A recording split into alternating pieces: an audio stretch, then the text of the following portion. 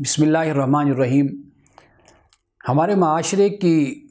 مختلف خرابیوں میں سے یا رسوم بد میں سے یہ بھی ایک بری رسم ہے کہ ہم نے حق مہار کو مختلف قسموں میں تقسیم کر دیا ہے کہ یہ معجل بن گیا، یہ غیر معجل بن گیا، یہ معجل بن گیا، مختلف اقسام ہم نے بنا دی۔ اور اس کا نقصان یہ ہوتا ہے کہ جب شادی ہو جاتی ہے، نکاح ہو جاتا ہے، تو اس کے بعد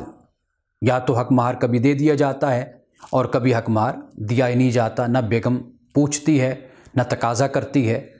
اور نہ ہی خاوند کی طرف سے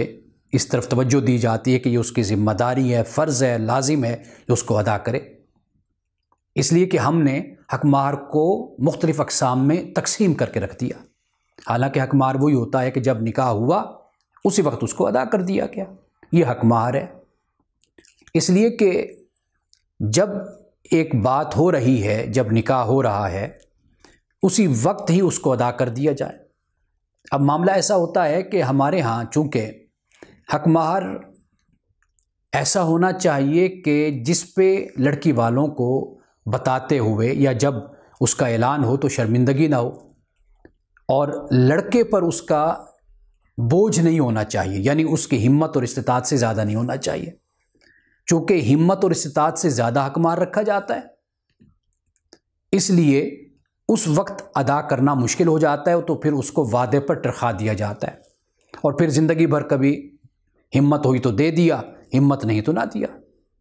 یا پھر یہ صورت ہوتی ہے کہ حق مہار کو اتنا حقیر بنا کر چھوٹی سی رقم، ہمارے یہاں ایک تصور